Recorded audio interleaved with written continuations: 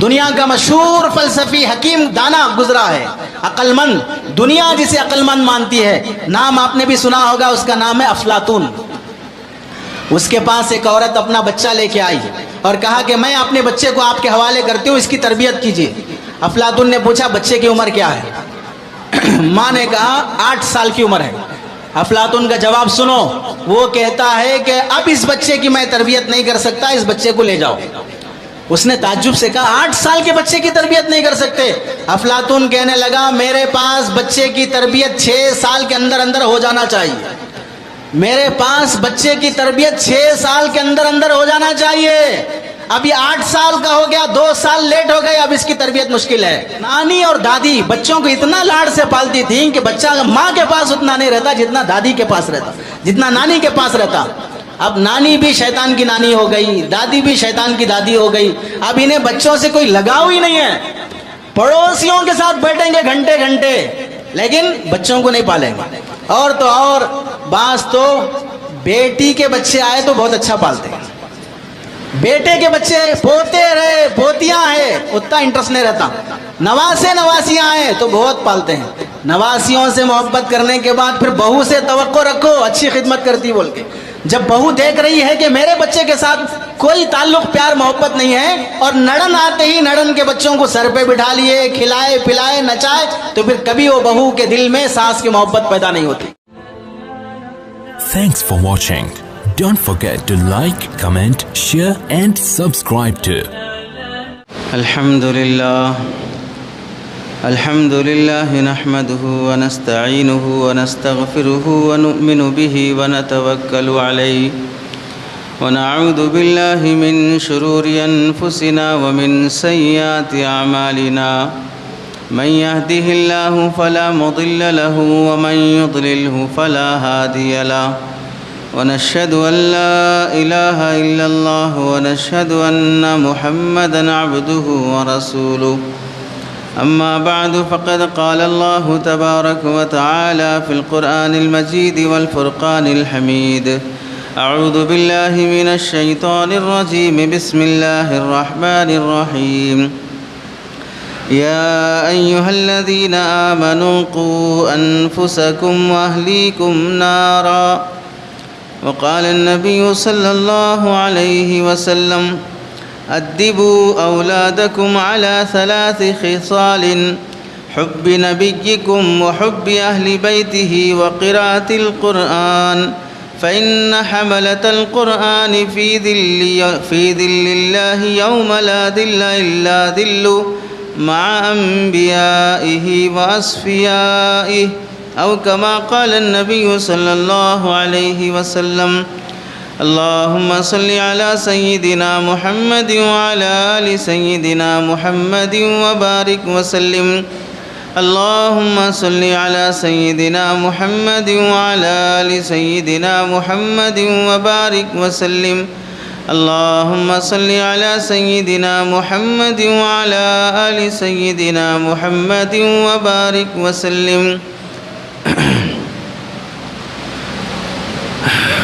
میرے محترم عزیزوں، بزرگوں اور دوستوں، قرآن مجید کی آیت اور حدیث پاک کی روشنی میں آپ حضرات کے سامنے جو بات عرض کرنی ہے وہ ہے مسلمانوں کے گھروں کا اسلامی دستور کیا ہونا چاہیے، یعنی مسلمان اور غیر مسلم، مسلمان اور عیسائی، مسلمان اور ہندو، یہودی، یہ سب الگ الگ مذہب کے لوگ ہیں۔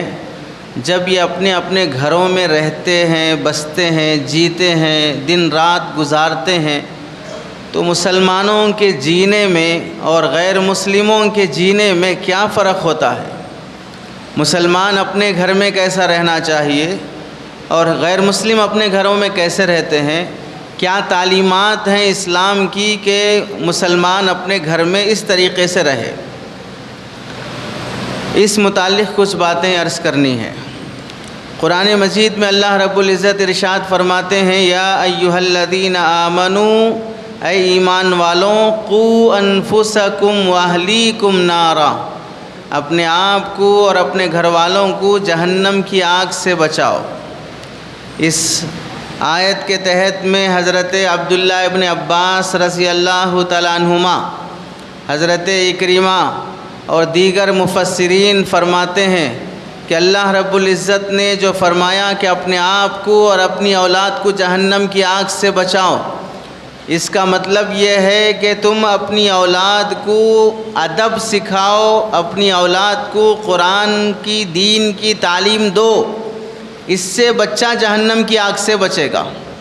اگر انسان کو انسان کا بچہ بننا نہیں سکھایا گیا، انسان کو قرآن حدیث اللہ کی تعلیمات رسول اللہ کی تعلیمات نہیں سکھائی گئی، اس کے بغیر چاہے جتنی بھی دولت دے لو، جتنی بھی راحت کا سامان دے لو، پھر بھی وہ انسان کا بچہ نہیں بنے گا، پھر بھی وہ جہنم سے بچنے کا کوئی راستہ اس کے پاس نہیں رہے گا۔ اس لیے فرمایا گیا اپنے آپ کو اور اپنی اولاد کو جہنم کی آگ سے بچاؤ۔ اسے اور آسان مثال سے سمجھنے کے لیے اگر آپ کو معلوم ہو جائے کہ بھئی کوئی ایسی وبا اور کوئی ایسی بیماری اور فلو پھیل گیا ہے جس کی وجہ سے بچے اچانک بیمار پڑ رہے ہیں اور مر رہے ہیں، تو پھر آپ بتائیے، قریب ہی میں چند دن پہلے آشوب چشم کا مرض پھیلا تھا، آنکھوں کی بیماری لوگوں کو کہیں بہت زیادہ دیکھنے میں آ رہی تھی، اسکولوں کو چھٹی دے دی گئی، کئی ماں باپ اپنے بچوں کو اسکول بھیجنے تیار نہیں ہوئے، صرف آنکھوں کی بیماری، ایسی کوئی بڑی بیماری جو کینسر ہو، ایڈز کی بیماری ہو اور کوئی بڑا مرض ہو، ایسا نہیں تھا، اس کے باوجود بھی دوسرے کی آنکھوں کی بیماری میرے بچے کو لگ جائے گی، میری بچی کو لگ جائے گی، اس واسطے جہاں وہ بیماری لگتی ہو، چاہے وہ اسکول ہو، کالج ہو، کوئی مدرسہ ہو، وہاں سے بھیجنے سے بھی اپنے بچوں کو روک لیا گیا تھا۔ جب اپنے بچوں کے سر درد، بخار، آنکھوں کا مرض اور کوئی دوسرا کھانسی اور کھجلی کے مرض سے بچانے کے لیے اتنی فکر کی جاتی ہے کہ جہاں سے وہ بیماری آ رہی ہے وہاں اپنے بچوں کو بھیجنے تیار نہیں ہوتے، تو پھر یہ کیوں عقل میں نہیں آتی بات؟ یہ تمام دنیا کی بیماریوں سے بڑھ کر سب سے بڑی بیماری ہے دوزخ کی آگ کی بیماری، جہنم کی آگ میں جلنے کی بیماری۔ ایسی وبا پھیل گئی جس کی وجہ سے گھر میں جہنم کی آگ داخل ہو رہی ہے، اس سے اپنے بچوں کو بچانے کی فکر نہیں ہے۔ اسی واسطے کہا جاتا ہے کہ اگر بارش کا موسم ہو، گھر میں مچھر زیادہ آتے ہیں، مچھر سے ڈینگو کی بیماری آ سکتی ہے، ڈینگو بخار آ سکتا ہے، لوگ مچھر بتی استعمال کرتے ہیں، مچھردانی استعمال کرتے ہیں، مچھروں کو مارنے والا بیٹ استعمال کرتے ہیں، عود کا دھواں دیتے ہیں، یہ سارا انتظام اس واسطے کہ بھئی کہیں مچھر نہ آ جائے اور تاکہ کہیں اس کے بعد بیماریاں نہ شروع ہو جائے۔ کیا اس قوم کو اتنی عقل نہیں ہے جو مچھر سے اتنا ڈرتی ہو، وہ جہنم کی آگ سے ڈرنے تیار نہیں ہے؟ اپنی اولاد کو مچھر کی بیماری سے بچانا چاہتی ہو، وہ اپنی اولاد کو جہنم کی آگ کی بیماری سے بچانا نہیں چاہتی ہے کہ ہمارا بچہ کن کی صحبتوں میں جی رہا ہے، کون سی فلم دیکھ رہا ہے، فون اور واٹس ایپ پہ کس کے ساتھ چیٹنگ میں لگا ہوا ہے، کیسی گندی اور گھٹیا دوستوں کے ساتھ اس کا اٹھنا بیٹھنا ہو رہا ہے۔ دوست اگر برے ہوں، راستہ اگر غلط ہو اور سوچ اگر غلط ہو تو پھر انسان کو بھی غلط راستے پہ لے جاتے ہیں۔ برے دوست اچھے انسان کو بھی برا بنا دیتے ہیں۔ غلط راستے پہ چلنے والے کی منزل کبھی اچھی نہیں ہو سکتی ہے۔ برے خیالات میں جینے والا انسان کبھی اچھا انسان نہیں بن سکتا ہے۔ ہم اپنی اولاد کو جہنم کی آگ سے بچانے کا کیا انتظام کر رہے ہیں؟ ہم میں سے کتنے ماں باپ ایسے ہیں کہ اگر 5 سال کی عمر کا بچہ ہے، 6 سال کی عمر کا بچہ ہے، فرسٹ کلاس پڑھ رہا ہے، UKG پڑھ رہا ہے، اس کے ایگزامز آ رہے ہوں تو بھی ہم اپنے بچے کو 6 سال کی عمر ہے بیچارہ، 7 سال کی عمر میں تو شریعت یہ بولتی ہے کہ اسے نماز کا حکم دو، اس سے پہلے شریعت بھی نہیں بولتی ہے۔ لیکن ہم نے 5 سال 6 سال کی عمر سے ہی بچے کو ایڈمیشن دلایا اور اس UKG فرسٹ کلاس پڑھنے والے بچے کے ایگزام آ گئے ہوں تو اس معصوم بچے کو بھی صبح 5 بجے اٹھا دیا جاتا ہے، 4 بجے اٹھا دیا جاتا ہے کہ بچے کے ایگزام ہیں۔ کون سے بچے کے؟ UKG پڑھنے والے کے، فرسٹ کلاس پڑھنے والے کے۔ لیکن اس بچے کا بھی ایگزام ہے تو ماں باپ کو فکر ہے، 5 بجے سے اٹھا کر اسے تھوڑا بہت ہوم ورک کرا کر ایگزام کی تیاری کرا کر بھیج رہے ہیں تاکہ میرا بچہ پاس ہو جائے۔ تو پھر اسی 5-6 سال کی عمر میں، 7-8 سال کی عمر میں بچے کو اٹھانے والی ماں، بچے کو اٹھانے والے باپ کو یہ عقل کیوں نہیں آتی ہے؟ یہی 5 سال کی عمر کا بچہ ایگزام دینے کے لیے 5 بجے اٹھ سکتا ہے، لیکن وہی بچہ جب 18 سال کا ہو جائے، 15 سال کا ہو جائے تو فجر کی نماز پڑھنے کے لیے نہیں اٹھ سکتا۔ اب اس کے ماں باپ خود اسے سوتا ہوا چھوڑیں گے، بچہ تھک گیا ہے سونے دو، بچہ رات میں دیر سے آیا ہے سونے دو، کام کر کے آیا ہے اس واسطے سونے دو، بخار لگ رہی ہے اس واسطے سونے دو۔ 5 سال کی عمر میں اٹھاتے وقت شرم نہیں آئی کہ چھوٹے بچے کو اٹھا کر اس کی نیند میں ڈسٹرب کیا جا رہا ہے؟ 15 سال کی عمر میں نہیں اٹھاؤ گے، 18 سال کی عمر میں نہیں اٹھاؤ گے تو کیا نقصان ہوگا؟ 5 سال کی عمر میں نہیں اٹھاؤ گے تو چھوٹا سا ایک نقصان یہ ہے کہ UKG کا ایگزام نہیں لکھ سکا۔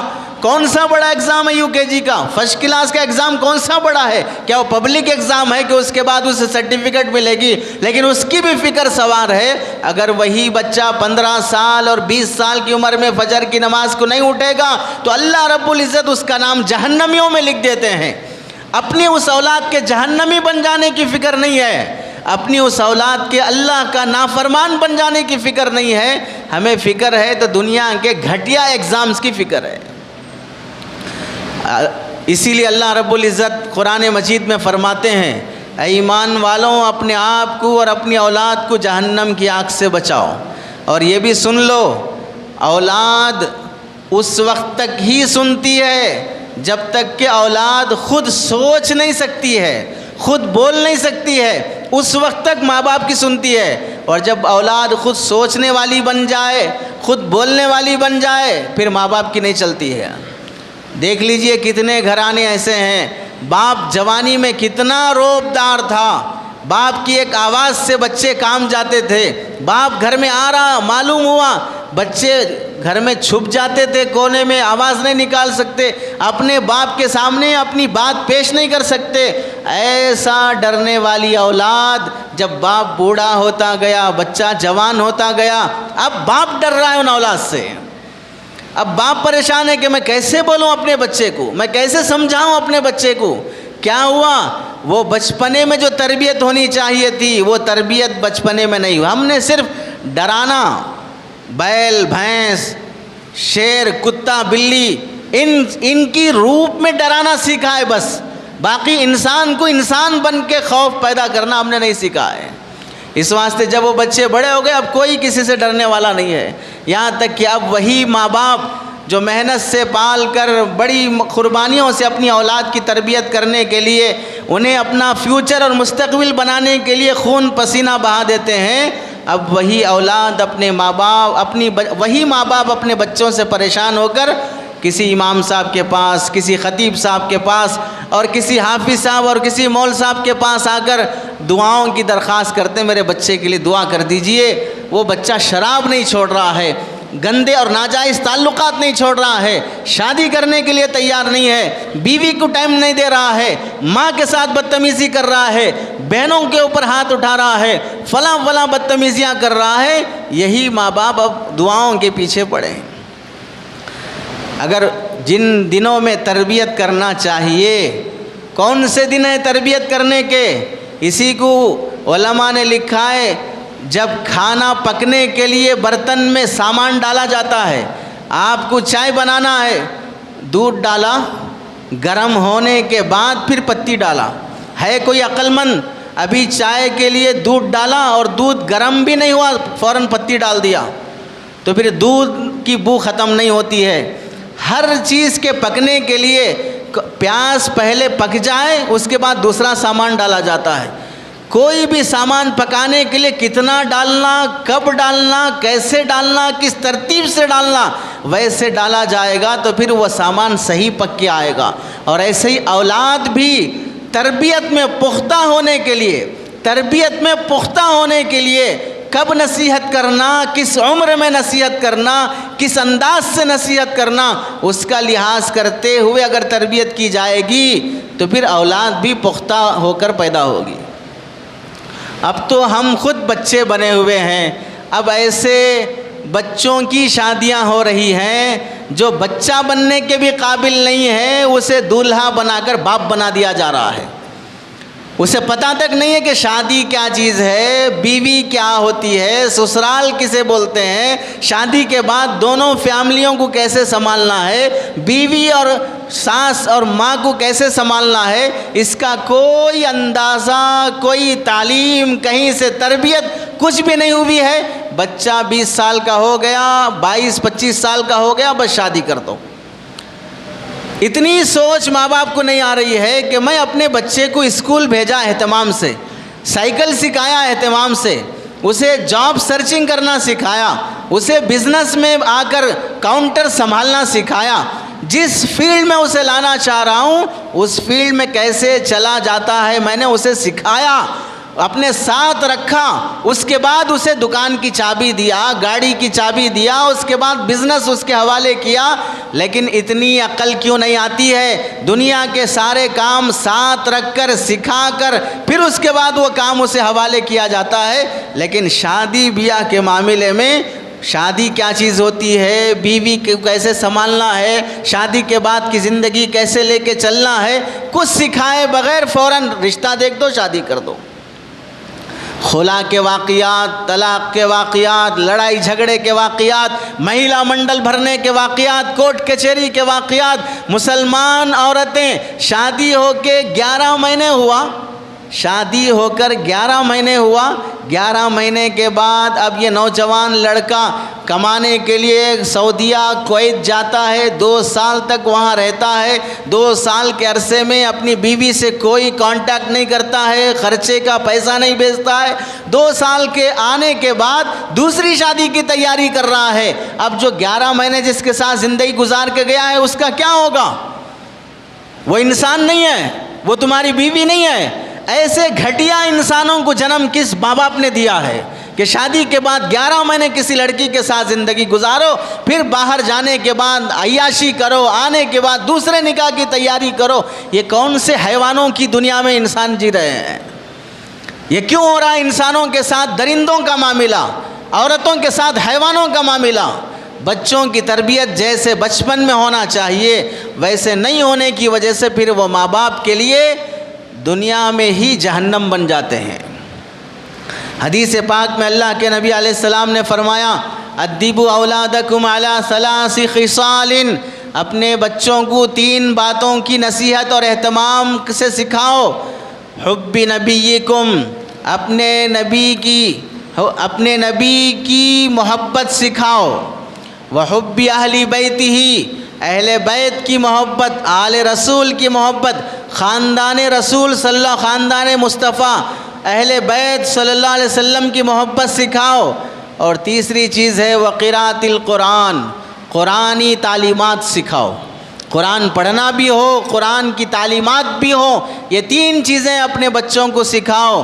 فإن حملة القرآن في ظل الله يوم لا ظل إلا ظله، اس واسطے کہ جو قرآن پڑھتا ہے، قرآن کا حافظ بنتا ہے، قرآن کی تعلیمات پر چلتا ہے، کل قیامت کے دن اللہ تعالیٰ اسے اپنے سائے میں رکھیں گے۔ اللہ کے سائے کے علاوہ کل قیامت کے دن کوئی سایہ نہیں ہوگا۔ اور صرف ایسے بچوں کو اللہ کا سایہ ہی نہیں، مع انبیائہ واصفیائہ، اللہ تعالیٰ نبیوں کے ساتھ، اپنے منتخب برگزیدہ مخصوص بندوں کے ساتھ اللہ ایسے نیک بچوں کا حشر فرمائیں گے۔ اس واسطے آپ علیہ السلام نے فرمایا اپنا نبی کون ہے اسے سکھاؤ، قرآن مجید کیا ہے اور اس کی تعلیمات کیا ہے اسے سکھاؤ۔ اب آپ دیکھ لیجئے، ہم دنیا میں جیتے ہیں، دنیا میں ہر آدمی کے مختلف شعبے ہیں. آپ تاجر ہیں, مارکیٹ میں رہتے ہیں, مارکیٹ میں ہوٹل بھی ہے, کپڑوں کی تجارت بھی ہے, کرانہ اسٹور بھی ہے, سبزی بھی ہے, فروٹس بھی ہے, ہر طرح کے بزنس کرنے والے ہیں. ہم سب جانتے ہیں کہ ہر بزنس کے اصول الگ الگ ہوتے ہیں. ہر بزنس کے اصول الگ الگ ہوتے ہیں. کپڑوں کے کاروباریوں کا بھی اصول الگ ہوتا ہے, اور کرانہ اسٹور کے کاروباریوں کا اصول الگ ہوتا ہے, سبزی بیچنے والوں کا اصول الگ ہوتا ہے, فروٹس بیچنے والوں کا اصول الگ ہوتا ہے. آپ کسی کمپنی میں چلے جائیں, کسی آفس میں کام کرنے چلے جائیں, کمپنی کے اپنے رولز ہوتے ہیں. آپ سرکاری عہدے میں کام کر رہے ہیں, اس عہدے میں رہ کر آپ کو کام کرنے کے بھی اصول ہوتے ہیں. ہر جگہ پر کہاں بیٹھنا, کتنے بجے آنا, کتنے بجے جانا, آپ کی جگہ کون سی ہے, آپ کا کام کیا ہے, کتنی دیر تک کام کرنا, لنچ ٹائم کون سا ہے, پھر اس کے بعد ڈنر ٹائم کون سا ہے, آپ کے لیے چھٹی کون سے دن رہے گی, یہ سارے اصول مارکیٹ میں جتنے لوگ جیتے ہیں اور جہاں جہاں کام کر رہے ہیں سب کو معلوم ہے. لیکن تھوڑا بتائیے, یہ سارے مارکیٹ, آفس, کمپنی میں کام کرنے والے شام ہونے کے بعد جب گھر واپس لوٹتے ہیں, گھر میں رہنے کے رولز کیا ہیں, کسی نے بتایا؟ گھر میں رہنے کے اصول اور آداب کیا ہیں, کبھی سوچا؟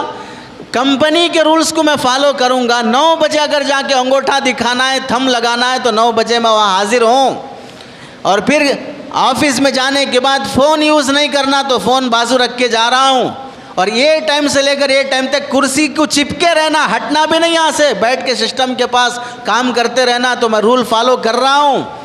اور لنچ کا ٹائم 1.25 گھنٹہ 45 منٹ آپ کو دیا جا رہا ہے, اسی گھنٹے کے درمیان میں جا کر واش روم سے بھی فارغ ہوں گا, نماز کا ہے تو نماز سے بھی فارغ ہوں گا, کھانا ہے تو کھانے سے فارغ ہوں گا, چائے پی کر پھر میں واپس اپنی جگہ پر 1.25 گھنٹے کے اندر اندر آ جاتا ہوں.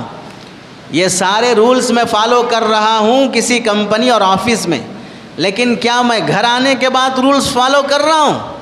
مجھے گھر میں کیسے رہنا چاہیے, کتنے بجے آنا چاہیے, کون سے ٹائم پہ کھانا کھانا چاہیے, کہاں بیٹھ کے کھانا چاہیے, فون کتنی دیر گھر میں استعمال کرنا چاہیے, فون کہاں رکھنا چاہیے, گھر کے کچھ اصول ہیں؟ گھر کے کوئی اصول نہیں ہیں. اسی واسطے دیندار سے دیندار لوگ بھی دعوت و تبلیغ میں جانے کے بعد انسان بنے رہتے ہیں, علماء کی صحبت میں آنے کے بعد انسان بنے رہتے ہیں, اپنی اپنی فیلڈ میں جانے کے بعد انسان بنے رہتے ہیں. لیکن یہ سارے لوگ جو انسان نما, انسانوں کی فیلڈ میں رہنے والے, گھر کے اصول نہیں ہونے کی وجہ سے گھر میں آنے کے بعد جانور بن جاتے ہیں. اب بات کرنے کا کوئی ڈھنگ نہیں, کوئی سلیقہ نہیں, رہن سہن کی کوئی تہذیب نہیں. باہر بہت اچھے ہیں, کیوں؟ باہر اصول ہیں. آپ آفس میں چلا کے بات کرو, دیکھیں گے ہے ہمت آفس میں کسی کو چلا کے بات کرنے کی؟ آپ پولیس اسٹیشن میں جائیں, پولیس کے سامنے چلا کے بات کریں, ہے ہمت کسی کو پولیس سے چلا کے بات کرنے کی؟ ہر ایک کے اصول ہیں. باہر کس کے ساتھ کیسے رہنا, تو انسان انسانوں کے جیسا رہ رہا ہے, لیکن گھر میں کیسا رہنا کوئی اصول نہیں ہے. اس واسطے بیٹے باپ پہ چلا رہے ہیں, بیوی شوہر پہ چلا رہی ہے, اور آپس میں بھائی ایک دوسرے پہ چلا رہے ہیں. کسی کے آنے کا کوئی ٹائم فکس نہیں ہے, کھانے کا کوئی ٹائم متعین نہیں ہے, سونے کا کوئی ٹائم متعین نہیں ہے. ایسا لگتا ہے گھر نہیں ہے, ایک جنگل ہے جہاں پر جنگلی جانور آ کر گھر میں بسے ہوئے ہیں. صورت شکل سے انسان دکھتے ہیں, باقی ان کے اندر انسانیت کہیں دور دور تک بھی نہیں دکھتی ہے. اس واسطے گھروں میں رہنے کے بھی اصول ہونے چاہیے, گھر میں کیسے رہنا چاہیے.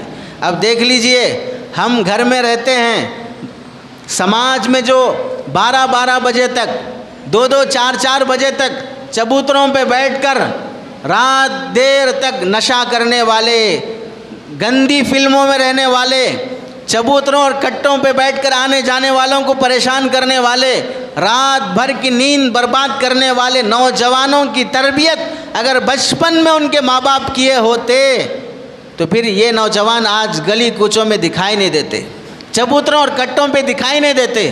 جس دن آپ کو معلوم ہوا کہ میرا بیٹا فلاں نالائق اور بدتمیز سڑک چھاپ کی صحبت میں گیا ہے, اس کے ساتھ ہوٹل میں چائے پیا ہے, اس کے ساتھ فلاں جگہ پر دوستی میں بیٹھا تھا, فوراً باپ کی ذمہ داری یہ تھی کہ تنبیہ کرتا, روکتا, منع کرتا, آئندہ پھر کبھی ملاقات کرنے پر تنبیہ اور اسے خبردار کرتا تو پھر آج یہ دن دیکھنے کو نہ ملتے کہ مسلمانوں کی اولاد کو پولیس خاص طور سے مسلم ایریوں میں آ رہی ہے اور آ کر پھر مسلمانوں کے بچوں کو جو چبوتروں اور کٹوں میں بیٹھے ہوئے ہیں پکڑ پکڑ کے بیلوں کو لے جانے کی طرح لے جا کر اندر ڈالیں گے، رات بھر رکھیں گے، صبح ان کے ماں باپ کو کال کر کے بلائیں گے اور ایک غیر مسلم کھڑے ہو کر پیشاب کرنے والا اس نمازی کو، اس داڑھی ٹوپی والے کو ڈانٹ کر کہے گا تمہیں شرم نہیں آتی؟ تمہارا مذہب یہ سکھاتا ہے تمہارے بچے رات میں کہاں رہتے ہیں تم کو معلوم نہیں ہے، عقل نہیں ہے؟ وہ ڈانٹ کر تنبیہ کر کے تمہیں بھیجے گا، پھر تمہیں عقل آئے گی کہ ہم مسلمان ہوتے ہوئے کسی غیر مسلم سے اپنی اولاد کی خاطر گالیاں سن کر آنا پڑتا ہے۔ کیوں آیا یہ دن؟ یہ گھٹیا دن کیوں آیا؟ کس نے مجبور کیا؟ کیا کوئی ملک کا پرائم منسٹر تمہاری ٹانگ پکڑ پکڑ کے کٹوں پہ بٹھایا؟ کوئی یہودی اور عیسائی کان پکڑ پکڑ کے لے جا کے چبوتروں پہ بٹھایا؟ کوئی غیر مسلم اور مسلمانوں کا دشمن تمہارا گریبان پکڑ پکڑ کے لے جا کے شراب پینے کے لیے اڈوں پہ لے گیا؟ کسی باطل طاقت کا اس میں حصہ نہیں ہے، کوئی دشمن کی پلاننگ نہیں ہے کہ مسلمان کٹوں پہ بیٹھیں۔ لیکن کون کیا ہے؟ مسلمان خود آوارہ ہوا ہے، مسلمان خود آزاد مزاج بنا ہے، ماں باپ کی جیسی توجہ ہونا چاہیے ویسے توجہ نہیں ہونے کی وجہ سے۔ اس لیے تربیت کوئی آسان کام نہیں ہے، مشکل ترین کام ہے تربیت۔ کیوں؟ دن کے 24 گھنٹے، ہفتے کے 7 دن، مہینے کے 30 دن اور سال کے 12 مہینے ہر وقت نظر رکھنا پڑتا ہے اپنے بچوں پر، تب جا کے تربیت ہوتی ہے۔ کھانا دن میں 3 ٹائم کھا سکتے ہیں، 5 ٹائم بھی کھا سکتے ہیں شوگر کے مریض ہوں تو، لیکن تربیت کے لیے 24 گھنٹے بچوں پہ نگرانی کرنا پڑتا ہے، تب جا کے بچوں کی تربیت ہوتی ہے۔ آج ہمارا مسئلہ یہ ہے بچوں کی تربیت کے لیے جیسے توجہ دینا چاہیے ویسی توجہ کے لیے ہمارے پاس ٹائم نہیں ہے۔ اور سنیں، دولت فصلوں کی حفاظت کرنا آسان ہے، نسلوں کی حفاظت کرنا مشکل ہے۔ فصل کسان جو اگاتا ہے اس کی حفاظت آسان ہے۔ کیسے؟ اگر فصل کے لیے کوئی درندہ فصل میں گھس کر آ جائے اور کھانے لگ جائے تو ایک روبوٹ ایک پتلا بنا کر ہانڈی پنا کر اسے نقشہ چھڑا کر ہاتھ پھیلا کے رکھا دیتے ہیں اور وہ جانور اور پرندے سمجھیں گے کوئی انسان کھڑا ہے، اس سے اس کا باغ اور فصل بچی رہتی ہے۔ اور کبھی کبھار خود کسان رات میں جا کر اپنے کھیت میں سو جاتا ہے اور کبھی سیٹی بجاتا ہے، آوازیں نکالتا ہے، اس سے اپنے فصل کی حفاظت کرتا ہے۔ لیکن نسل کی حفاظت کے لیے لالٹین جلانے سے، روبوٹ کھڑا کر دینے سے، کوئی سیٹی بجانے سے اولاد کی تربیت ہونے والی نہیں ہے۔ فصل 4 دیواری میں ہوتی ہے، کوئی گھس کے آنا چاہے کرنٹ کے وائر لگا کر بھی جانوروں کو مار دیا جاتا ہے، فصل میں اندر آنے نہیں دیا جاتا ہے۔ لیکن نسل کو 4 دیواری میں جانوروں کو باندھ کر رکھنے کی طرح باندھ کر نہیں رکھ سکتے۔ کچھ گھنٹے گھر میں رہے گا، کچھ گھنٹے اسکول میں رہے گا، کچھ گھنٹے پارک میں رہے گا، کچھ گھنٹے بازار میں رہے گا۔ اب اسے باؤنڈری وال کام نہیں کرے گی، اس کی حفاظت کرنا بہت مشکل ہوتا ہے۔ فصل کی حفاظت آسان ہے، نسل کی حفاظت مشکل ہے۔ اور فصل 1 سال اگر برباد بھی ہو جائے کسان کا نقصان ہو جائے گا، لیکن اگلی سال وہ پوری ہمت کے ساتھ کھڑے ہوتا ہے کہ مجھے گزشتہ سال کے نقصان کی بھی بھرپائی کرنا ہے، اور پھر وہ اگلے سال محنت کر کے اپنی فصل کا دگنا نفع کما لیتا ہے۔ لیکن اگر نسل ایک بار برباد ہو جائے تو پھر کوئی ہے ماں باپ یہ جو سوچ رہے ہوں ٹھیک ہے یہ 4 بچے بگڑ گئے تو بگڑ گئے، اب پھر دوسری شادی کرتا ہوں اور ایک 4 بچے جنم دیتا ہوں، پھر اس کے بعد ان کی اچھی تربیت کرتا ہوں۔ ایک بیوی کو سنبھالنا بھاری پڑ رہا ہے اور ایک بیوی کا سوچے گا کوئی انسان آج کے زمانے میں؟ سننا تک گوارا نہیں کرتے ہیں لوگ۔ بعض لوگ تو ایسے بھی ہیں کہ جب دوسرے نکاح کی اہمیت اور ضرورت پر کوئی بھی مولانا بیان کرتے ہیں تو بعض لوگ کمنٹس میں لکھتے ہیں مولانا صاحب آپ کتنے نکاح کیے ہیں بتائیے۔ بھائی کمنٹ کرنے کا یہ طریقہ نہیں ہوتا، طریقہ یہ ہونا چاہیے کہ آپ کمنٹ میں یہ لکھیں مولانا صاحب آپ دوسرے نکاح کی ترغیب پہ بیان کیے ہیں، اس کی وہ سن کر میں آپ کا دوسرا نکاح کرانا چاہتا ہوں، میرے پاس رشتہ تیار ہے، آپ کب نکاح کرنے کے لیے تیار ہیں یہ بتائیے۔ ایسا کمنٹس کرو تو پھر مولانا بھی تیار ہو جائیں گے۔ یہ سوال کرنے سے کیا فائدہ ہوگا؟ کام کی بات کرو، ایسے ہی فالتو میں سے کمنٹس کرتے رہتے ہیں آپ کتنے نکاح کیے ہیں, آپ رشتہ تو لا کے دکھائیے, پھر اس کے بعد معلوم ہوگا. تو فصل برباد ہو جائے گی تو پھر دوبارہ اسے سنبھالا جا سکتا ہے, نسل برباد ہو جائے گی تو پھر اسے دوبارہ سنبھالنا کوئی آسان کام نہیں ہے. اور سنو, دولت چھوڑ کر مرنے سے نسل آباد نہیں ہوتی, تربیت چھوڑ کر مرنے سے نسل آباد ہوتی ہے. آج جتنے ماں باپ ہیں سب کی فکر یہی ہے کہ میں اتنا کماؤں اور کما کر اتنا چھوڑ کے جاؤں کہ میرے جانے کے بعد بچے آرام سے رہیں. زندگی میں ہی 4 بچوں کو 4 مکانات, یہ بیٹی کو یہ فلیٹ, وہ بیٹے کو وہ ملگی, سب تقسیم کر کے دینا چاہتے ہیں, لیکن بچوں کو دین دینا نہیں چاہتے ہیں, تربیت دینا نہیں چاہتے ہیں. سنو, دولت چھوڑ کے مرنے سے کوئی حاصل نہیں ہوگا, وہ اچھی چیز ہے, منع نہیں ہے. اولاد کو بھکاری اور فقیر بنا کر چھوڑنے کی شریعت میں تعلیم نہیں ہے, لیکن زیادہ تعلیم اور ترغیب اور اہمیت بچوں کو تربیت چھوڑ کے مرنے کی ہے. دنیا کی دولت بھی اگر چھوڑ کے مرو گے, قارون کی, ہارون شداد کی بھی دولت چھوڑ کے مرو گے, پھر بھی اگر تربیت نہیں دو گے اپنی اولاد کو, یہ دنیا بھر کی دولت اولاد کے کچھ کام نہیں آئے گی. آپ کو معلوم ہونا چاہیے, پہلے زمانے میں بنو امیہ خاندان کا ایک بادشاہ گزرا ہے, خلیفہ منصور. خلیفہ منصور نے ایک مرتبہ اپنے بوڑھے وزیر جو بہت عقل مند تھا, بہت حکیم اور دانا تھا, اس سے ایک مرتبہ پوچھا مجھے کچھ نصیحت کرو, اپنی زندگی کا کوئی ایسا واقعہ سناؤ جو تمہارے لیے بہت عبرتناک ہو, بہت سبق آموز ہو. تو اس کا وزیر عبد الرحمن اس کا نام تھا, اس نے سنایا میں نے اپنی زندگی میں بہت سے وزراء اور بادشاہ دیکھے, لیکن 2 بادشاہوں کی سبق آموز واقعے میں بہت تعجب مجھے لگے ہیں. ایک واقعہ کیا ہوا, خلیفہ عمر بن عبدالعزیز جب ان کا انتقال ہو رہا تھا تو ان کے 11 بیٹے تھے, 11 بیٹے, بیوی کا نام فاطمہ, 11 بچوں کی تربیت, اور بیوی بادشاہوں کے خاندان کی. 4 بھائی تھے بیوی کے, چاروں کے 4 بھائی بادشاہ تھے. بیوی کا باپ بادشاہ تھا, بیوی کا دادا بادشاہ تھا, بیوی کا شوہر بادشاہ ہے. 7 نسبتوں سے عورت کو بادشاہت کا تعلق حاصل ہے, لیکن جب وہ عمر بن عبدالعزیز کے پاس آتی ہے, پورے خزانے کی دولت کو لات مار کر عمر بن عبدالعزیز رحمۃ اللہ علیہ کے پاس آنے کے بعد دیندار, متقی, پرہیزگار عورت بن جاتی ہے. زندگی گزر رہی ہے, عید کے دن بھی دوسروں کے بچے بھاری بھاری کپڑے پہن کر عید کر رہے ہیں. عمر بن عبدالعزیز رحمۃ اللہ علیہ کے پاس اپنے بچوں کو عید کے دن نئے کپڑے پہنانے کا بھی انتظام نہیں ہے, جبکہ وہ وقت کا گورنر ہے, وقت کا امیر المومنین ہے, اور وہ وقت کا عمر بن عبدالعزیز وہ بھی وزیر اعظم ہے, وہ بھی گورنر ہے, لیکن حال یہ ہے کہ عید کے دن بھی اپنے بچوں کو نئے کپڑے تک نصیب نہیں ہے. موت کا جب وقت آیا تو وزیر نے کہا جانے کا وقت ہے, ابھی بھی تمہارے ہاتھ میں پاور ہے, اپنے بچوں کو 11 بچوں کو 11 شہروں کا گورنر بنا دو, پراپرٹیاں لکھ کے دے دو. یہ دنیا کے بادشاہوں کی عادت رہی ہے, جب پاور میں آتے ہیں آنے سے پہلے خوب پیسہ لٹاتے ہیں. کہاں سے لٹائیں گے؟ لون لیں گے, قرضے لیں گے, بزنس مینوں سے لیں گے, لینے کے بعد خوب لٹائیں گے, ووٹ کے نام پر کھلائیں گے, ایک ایک ووٹر کو, ووٹ ڈالنے والے کو 10-10 ہزار ایک ایک ووٹ پہ دیں گے. کیوں؟ جب یہ عہدے پہ آ جائیں گے 5 سال کے عہدے میں 50 سال جینے کی پراپرٹی بنا سکتے ہیں, 7 نسلوں کے کھانے کی پراپرٹی بنا سکتے ہیں.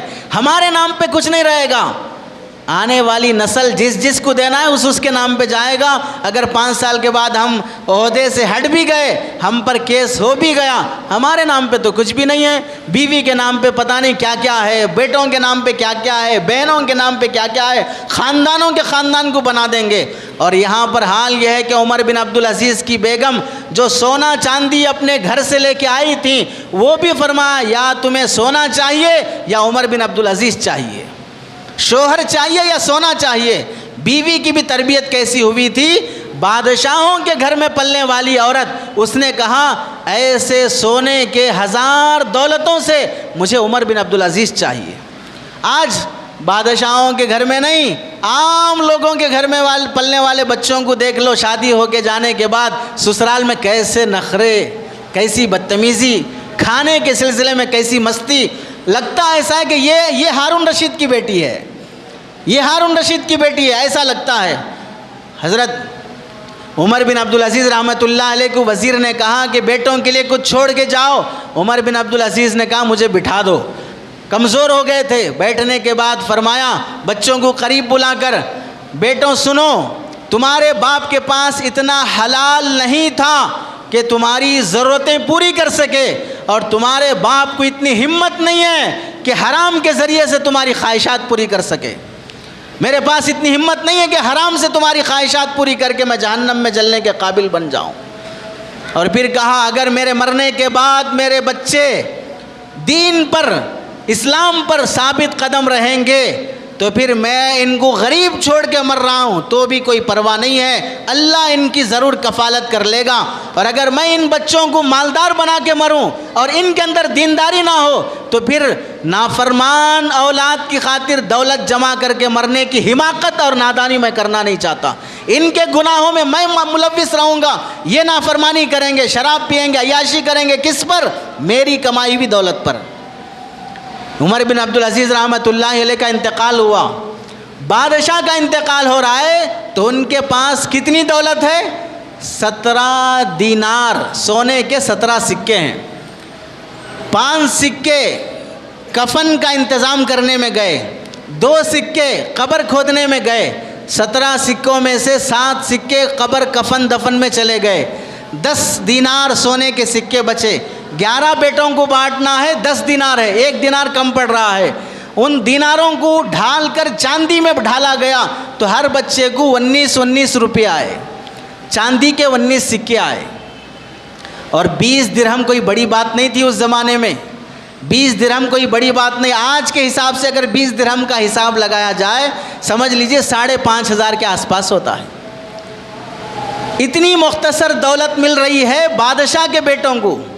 اور جب اسی کے ساتھ دوسرا بادشاہ ہشام بن عبد الملک، اس کے بھی 11 بیٹے تھے، اور جب وہ مرنے کا ٹائم آیا تو اس نے اپنے 11 بیٹوں کو 11 شہروں کی دولت اور سلطنت دے دیا۔ ہر بیٹا اپنی جگہ پر گورنر بنا ہوا ہے۔ وہ بیٹے بھی مرے، وہ بادشاہ بھی مرا ہشام بن عبد الملک، اور یہ بادشاہ بھی مرا عمر بن عبدالعزیز۔ دونوں کی اولاد 11 ہیں۔ وزیر خلیفہ منصور کا عبد الرحمن یہ سناتا ہے میری آنکھوں نے دیکھا عمر بن عبدالعزیز کے بیٹے جن کے باپ کی وراثت میں 1 دینار بھی انہیں پورا نہیں ملا، چند دنوں کے بعد وہ بچے مسجد کی سیڑھیوں پر کھڑے ہو کر اللہ کے راستے میں جہاد میں جانے والے مجاہدوں کو 100 گھوڑے ساز و سامان کے ساتھ صدقہ اور ہدیہ کر دیا کرتے تھے۔ اتنی دولت اللہ نے انہیں نواز دیا۔ اور وہیں ہشام بن عبد الملک کے بیٹے 11 گورنروں کو وہ سنبھالنے والے انہی سیڑھیوں پر بیٹھ کر ایک روٹی کے لیے صدقہ اور خیرات اور بھیک مانگ رہے تھے۔ کیا چھوڑا دونوں بادشاہوں نے؟ ایک بادشاہ نے دولت چھوڑا، دوسری بادشاہ نے تربیت چھوڑا ہے۔ اور آج ہم لوگ بھی کس کی نقل کرنا چاہتے ہیں؟ عمر بن عبدالعزیز کی یا ہشام بن عبد الملک کی؟ اپنے بچوں کو دولت دو ضرورت کے حساب سے، لیکن اپنے بچوں کو اس سے کہیں زیادہ تربیت چھوڑ کے مرو۔ اور یہ بات بھی سنو، فصل جیسی اگانا چاہتا ہے کسان، بیج ویسی ڈالتا ہے، دوا ویسی ڈالتا ہے، حفاظت ویسی کرتا ہے، تب جا کے فصل ویسی اگتی ہے۔ ایسے ہی اگر نسل جیسی تم اگانا چاہتے ہو، نسل کے لیے بھی تربیت ویسی کرو، حفاظت ویسی کرو، تب جا کے نسل ویسی اگے گی۔ اور یہ بات سن لو، فصل کی حفاظت سے نقصان زیادہ نہیں، نسل کی حفاظت سے نقصان زیادہ ہوتا ہے۔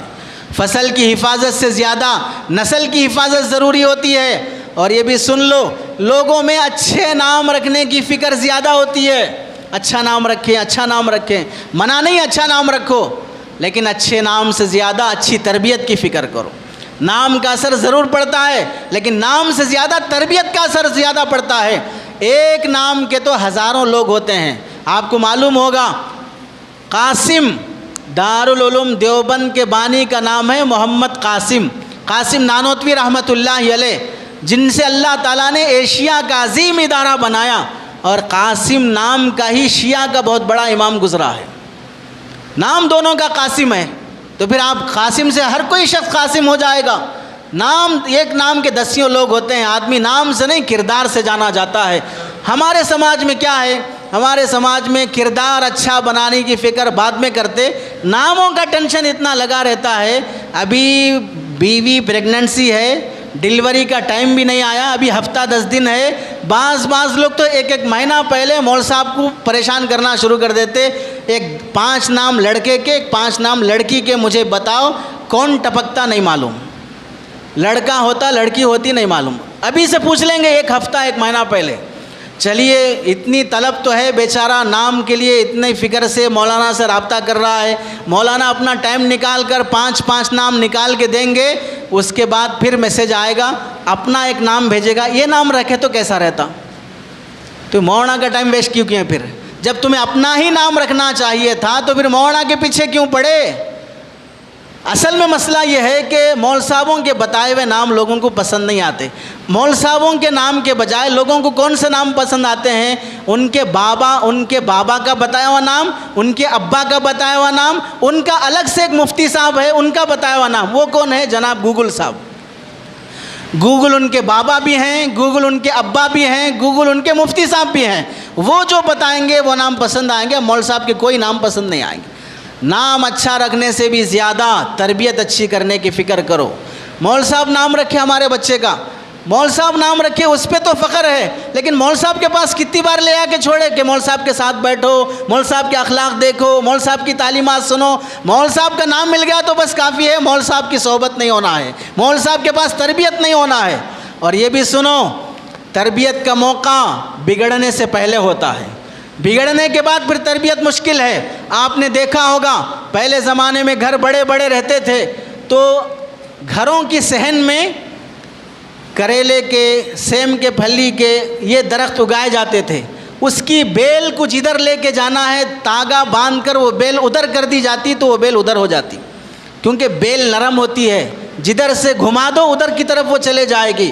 اور جب کوئی چھوٹا سا درخت اسے گاڑا جائے، کونلا ہو، اسے بھی لکڑی کے سہارے سے سیدھا کرنا ہو تو سیدھا کر دیتے ہیں، ٹیڑھا کرنا ہو تو ٹیڑھا کر دیتے ہیں۔ یہ سب بیل نرم ہے، کونلے درخت نرم ہوتے ہیں، اسے جدھر گھمانا چاہو گھوم جائیں گے، لیکن اگر وہ سخت ہو جائیں گے تو پھر بلڈوزر بھی کام نہیں آئے گی اسے گرانے کے لیے۔ اگر گرانا چاہو تو GHMC والے آگے آڑے آ جائیں گے، یہ درخت آپ ہٹا نہیں سکتے۔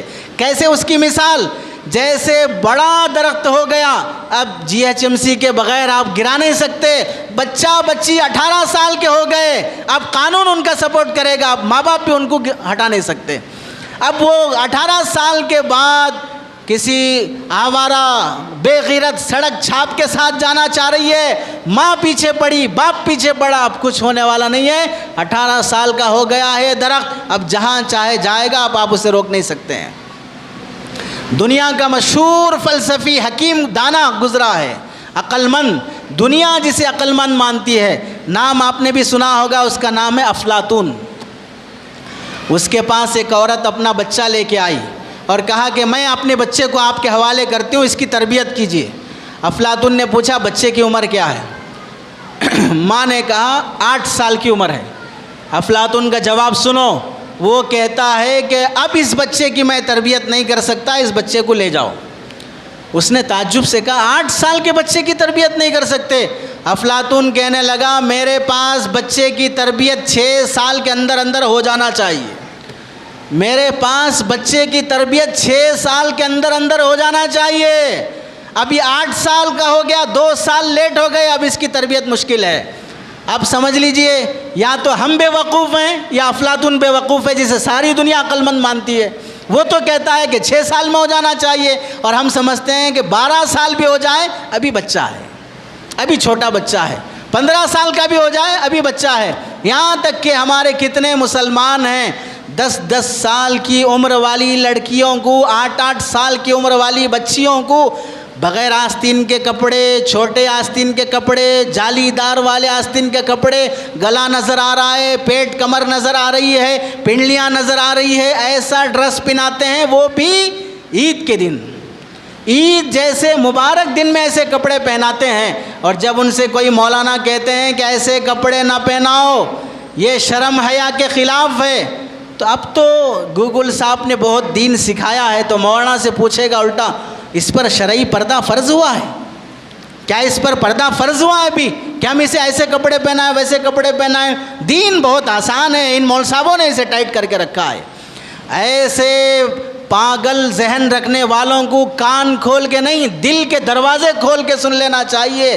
ٹھیک ہے، شریعت کا ابھی اس پر پردے کا حکم نہیں آیا ہے 8 سال کی 10 سال کی بچی پر، لیکن سن لو، سماج اتنا درندہ بن چکا ہے، سماج کا یہ رویہ بن چکا ہے، لوگ نکاح کرنے کے لیے عمر پوچھتے ہیں، زنا کرنے کے لیے عمر نہیں پوچھتے ہیں۔ لوگ نکاح کرنے کے لیے خاندان دیکھتے ہیں، منہ کالا کرنے کے لیے کوئی خاندان نہیں دیکھتا۔ کتنی معصوم بچیوں کو، کشمیر کی 7 سال کی بچی کو 1 ہفتے تک 3 درندوں نے مندر کے انڈر گراؤنڈ میں رکھ کر اس کے ساتھ زیادتی کر کے اس کی لاش کو سڑک پر پھینک دیا۔ ایسے واقعات کیا ہمارے سامنے نہیں ہیں؟ پھر ہم یہ سمجھتے ہیں کہ ہماری بچیوں کو ہم ابھی سے اتنا زیادہ ٹائٹ رکھنے کی کیا ضرورت ہے؟ تربیت کی عمر بچپن میں ہوتی ہے، بچپن سے تربیت کی کوشش کی جائے۔ اسی لیے کسی نے کہا کہ نبی نوالا سونے کا کھلاؤ لیکن نگاہ شیر کی رکھو، نوالا سونے کا کھلاؤ نگاہ شیر کی رکھو، کہ ہم بچوں کو جو کھلانا ہے اچھا کھلائیں گے، لیکن تربیت کے سلسلے میں بچے سے کوئی کمپرومائز نہیں کریں گے۔ افسوس یہ ہے کہ ہمارے پاس نہ نوالا سونے کا ہے، نہ نگاہ شیر کی ہے۔ کیا ہے ہمارے پاس نوالا؟ چپس ہے، کرکرے ہیں، مرمرے ہیں، باہر کی چردنی ہے، ایسی چیزیں جو بھینس بھی نہیں کھاتی وہ چیزیں بچوں کو کھلائیں گے، ایسی چیزیں جو بیل بھی نہیں کھاتا وہ بچوں کو کھلائیں گے۔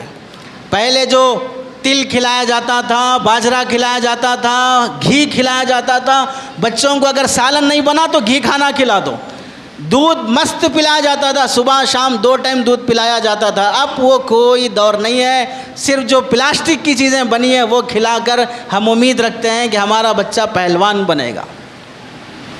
ٹائٹ ٹی شرٹ پہن لینے سے پہلوان نہیں بنتے۔ ہر کوئی ٹائٹ ٹی شرٹ پہن لیا اور سمجھ گیا کہ میں پہلوان ہوں۔ نوالا ایسی غذا دو جو بچے کے لیے طاقتور ہو، اور نگاہ بھی ایسی رکھو جو بچے کے حق میں کہاں جا رہا ہے، کب آ رہا ہے، کس کے ساتھ اٹھنا بیٹھنا ہے، چال چلن کیسی ہے، فون کا استعمال کیسا ہے، یہ سب تربیت کے لیے بہت ضروری ہے۔ ایسا سمجھ لیجئے، جیسا درخت ہوگا ویسا پھل ہوگا، ماں باپ جیسے ہوں گے بچے بھی ویسے ہوں گے۔ بچوں کی اچھی تربیت کے لیے ماں باپ کو بھی اچھے بننا پڑتا ہے۔ جو ماں یہ چاہتی ہے کہ میری بچی پردے والی ہو، اچھی زبان والی ہو، حیا والی ہو، وہ ماں بھی دیکھے روزانہ قرآن کی تلاوت کتنی کر رہی ہے ماں، روزانہ مصلی پر کتنی دیر بیٹھتی ہے، روزانہ اپنی ساس کے ساتھ اس کی گفتگو کیسے ہے، اپنے شوہر کے ساتھ اس کی زبان کیسے ہے۔ ماں کو جب یہ بچے دیکھ رہے ہیں کہ بدتمیزی کر رہی ہے، اور یہ ماں چاہتی ہے کہ میرے بچے بااخلاق بنے، میرے بچے ادب اور تمیز والے بنے۔ بدتمیز مائیں کبھی اپنی اولاد کو تمیزدار نہیں بنا سکتی ہیں۔ جن کے اندر انسانیت نہیں ہے وہ ماں اور باپ اپنے بچوں کو کبھی انسان کا بچہ نہیں بنا سکتے ہیں۔ اور یہ بھی سن لو، بچوں کی ضد پورا کرنے سے کبھی بچوں کی تربیت نہیں ہوتی۔ جو مانگا دے دیا، جو پوچھا دے دیا، بس ختم، اس سے کبھی تربیت نہیں ہوگی۔ کچھ چیزیں دیں اور کچھ چیزوں سے دینے سے رک جائیں اور انہیں اپنی اطاعت کا پابند کریں، اس سے بچوں کے اندر تربیت ہوتی ہے۔ اور یہ بھی سن لیں، اولاد کو اسکول کے حوالے یا مدرسے کے حوالے کر کے مطمئن نہ ہو جائیں کہ اب اسکول والے میرے بچے کی تربیت کر دیں گے، مدرسے والے میرے بچے کی تربیت کر دیں گے۔ اسکول والے، مدرسے والے آپ کے بچے کو پڑھانے کی ذمہ داری لیے ہیں، انسان بنانے کی ذمہ داری نہیں لیے ہیں۔ جانوروں کے ایریے سے آ کر انسان کہاں سے بنے گا؟ 6 گھنٹے وہ اسکول میں رہتا ہے، مدرسے میں رہتا ہے، باقی 18 گھنٹے تمہارے پاس رہتا ہے۔ تم اپنی منمانی سے فون دکھاؤ، غلط دوستیوں میں بھیجو، باہر ہوٹلوں کے کھانے کھلاتے رہو، اب اس کے بعد مول صاحبوں پر، اسکول والوں پر آ کے پکارتے رہو ہمارا بچہ ایسا ہوا ویسا ہوا۔ اپنی کوئی ذمہ داری نہیں ہے کہ ہمارے پاس بچہ آنے کے بعد ہم اسے کیسے رکھنا چاہیے۔ اس واسطے اسکول اور مدرسے والوں پر بھروسہ نہ کرو کہ ہمارے بچے کی تربیت پوری ہو جائے گی، خود بھی باپ ہونے کی حیثیت سے جائزہ لیتے رہنا ہے۔ اور یہ بھی یاد رکھو، اپنے بچوں کو نئے کپڑے، نئے جوتے، نئے کھلونے دلانے سے بھی زیادہ اپنے بچوں کو ٹائم دینے کا اہتمام کرو۔ جو ماں باپ اپنے بچوں کو ٹائم نہیں دیتے وہ ماں باپ کبھی بھی اپنے بچوں کی تربیت نہیں کر سکتے۔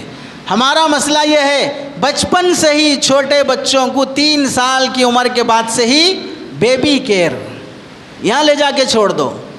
پہلے تو نانی اور دادی بچوں کو اتنا لاڈ سے پالتی تھیں کہ بچہ ماں کے پاس اتنا نہیں رہتا جتنا دادی کے پاس رہتا، جتنا نانی کے پاس رہتا۔ اب نانی بھی شیطان کی نانی ہو گئی، دادی بھی شیطان کی دادی ہو گئی، اب انہیں بچوں سے کوئی لگاؤ ہی نہیں ہے۔ پڑوسیوں کے ساتھ بیٹھیں گے گھنٹے گھنٹے لیکن بچوں کو نہیں پالیں گے۔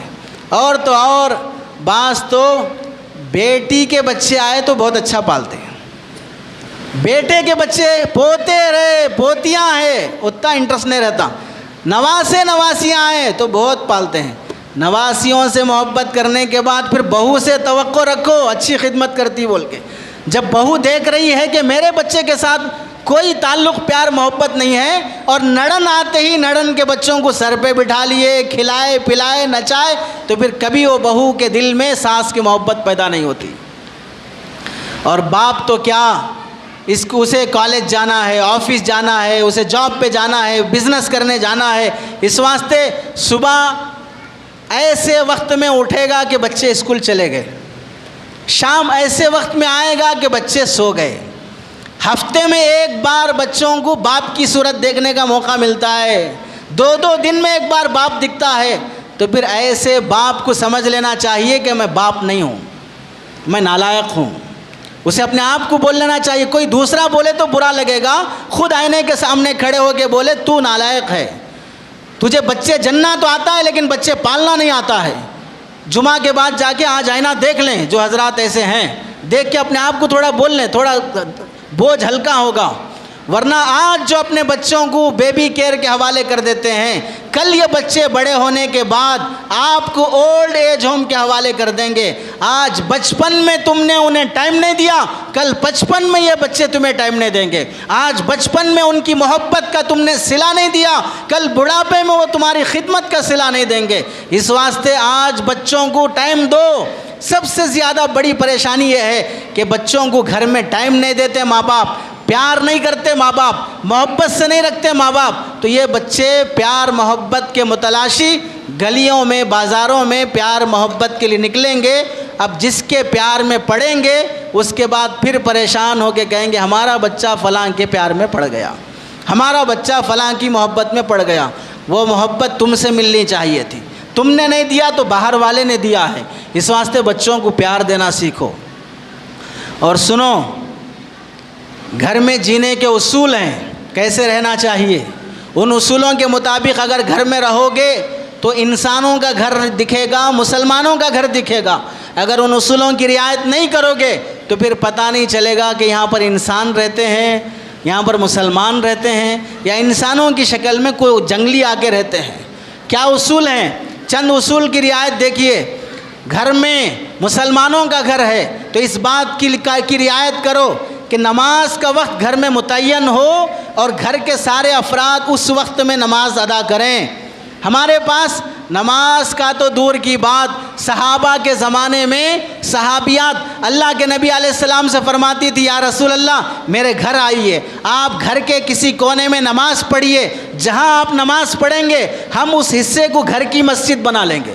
یہ بڑی مسجد محلے کی مسجد ہے، گھر کی الگ سے مسجد رہتی ہے۔ ہر مسلمان جب گھر بناتا ہے واش روم چاہیے، بیڈ روم چاہیے، ڈریسنگ روم چاہیے، ڈائننگ روم چاہیے، اسٹور روم چاہیے، ہال چاہیے اور پارکنگ کے لیے پلیس چاہیے، لیکن نہیں چاہیے تو کیا ہے، بالکنی بھی اچھی چاہیے۔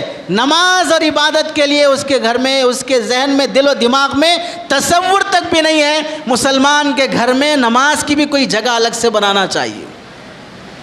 کتنے مسلمان ہیں، کہاں پڑھ رہے ہیں ہمارے گھر کی عورتیں نماز؟ وہاں جو گھر میں داخل ہوتے ہی رستے میں حال میں پڑھ لیا، کبھی کونے میں پڑھ لیا، کبھی بیڈ روم میں پڑھ لیا، کوئی جگہ نماز کی متعین نہیں ہے۔ اسلامی تعلیمات تو ہے کہ گھر میں مسجد بناؤ عورتوں اور بچوں کے لیے، اور وہاں نماز کا ٹائم ٹیبل رکھو، یہ اسلامی گھر ہوتا ہے۔ اسی وجہ سے آج ہمارے گھروں میں نماز کا کوئی وقت متعین نہیں ہے، کوئی عورت نماز کی پابند نہیں۔ اب مردوں کو تو اذان دی جا رہی ہے، بلا رہے ہیں، یہ مجمع جمع ہو رہا ہے۔ اب جتنے لوگ یہاں پر بیٹھے ہیں آپ جا کے دیکھ لیجئے، آپ کے گھروں میں رہنے والی بیٹیاں اور مائیں کس وقت نماز پڑھ رہی ہیں جمعہ کی؟ ہو کہاں پڑھ رہی ہیں؟ کبھی خیال آیا کہ وہ ٹائم پہ نماز پڑھ رہی ہیں؟ ہم یہاں سے جانے کے بعد ہم نماز فرض پڑھیں گے، سنت پڑھیں گے، پھر آرام سے جائیں گے، پھر وہاں جانے کے بعد جمعہ کا دن ہے، حیدرآبادیوں کو تو جمعہ کا دن عید کا دن ہوتا ہے، بریانی اور گوشت بنائے بغیر حلق سے نوالا نہیں اترتا ہے، یہ سب بنانے کے لیے عورت کا کتنا ٹائم جائے گا، وہ سارا بنا کے اب تک تھک چکی ہوگی، اب اس کے بعد شوہر آئے گا، اب اسے گرم گرم چاہیے اور گوشت اس میں نرم نرم چاہیے، اس کے بغیر اسے نوالا نہیں اترتا۔ وہ ساری تیاریاں کرنے کے بعد جب یہ کھا کے فارغ ہو جائے گا، پھر اسے شوگر کی گولی دو، پھر اسے چائے دو، یہ سارا انتظام کرنے کے بعد اب وہ 4 بجے کے قریب نماز پڑھنے کے لیے جائے گی۔ نہیں ہمارے گھروں کے سماج کا یہ حال۔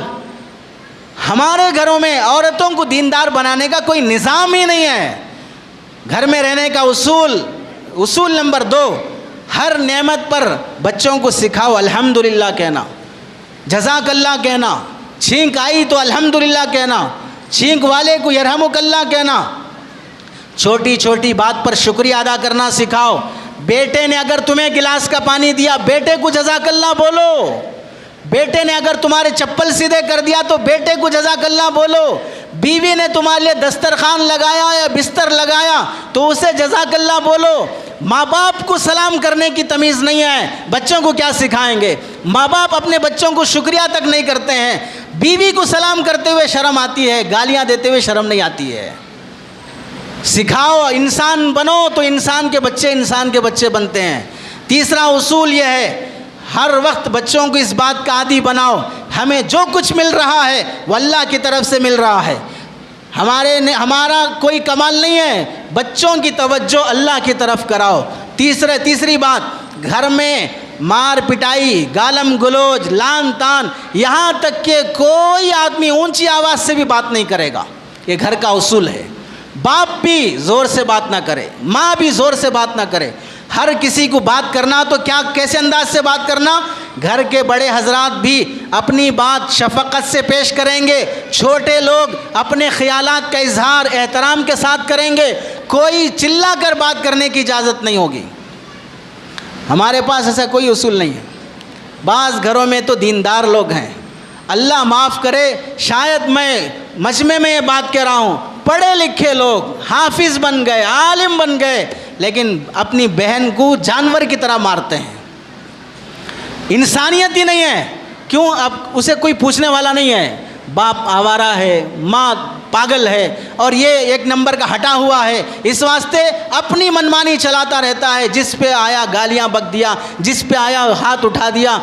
یہ انسانوں کا گھر نہیں ہوتا ہے۔ باپ کو بھی بلا وجہ کے مارنے کی اجازت نہیں ہے، ماں کو بھی مارنے کی اجازت نہیں ہے۔ مار پٹائی سے اولاد کی تربیت نہیں ہوتی ہے۔ پہلے دل جیتو، سنو سمجھو۔ حجام کے پاس جاؤ گے اگر ٹخلا کرانے کے لیے، پانی ڈال کر پہلے بالوں کو نرم کر لیتا ہے۔ کسان سے پوچھو، کھیت میں بیج بونے سے پہلے زمین کو نرم کر لیتا ہے، اس کے بعد وہ بیج ڈالتا ہے تو پھل اگتا ہے، اس کے بعد وہ اس طرح چلاتا ہے تو درد ہوئے بغیر ٹخلا ہوتا ہے۔ لیکن ہمیں اتنی تمیز نہیں ہے کہ ہم اپنے بچوں کو کچھ بولنا چاہتے ہیں، پہلے ہی سخت زبانی سے، غصے سے، مار پٹائی سے اس کا دل چھلی کر دیا، اب اس کے بعد اسے نصیحت کر رہے ہیں۔ محبت سے دل جیتو۔ اور یہ بھی سنو، گھر میں رہنے والے ہر فرد کی ذمہ داری ہے آپس میں اچھی زبان سے بات کرے۔ بازاری زبان، ارے ترے کی زبان، ماں بہن کی گالی۔ بعض گھروں میں ہم نے سنا دیکھا، بھائی بھائی کو سالے کی گالی دے رہا ہے، بہن بھائی کو سالے کی گالی دے رہی ہے۔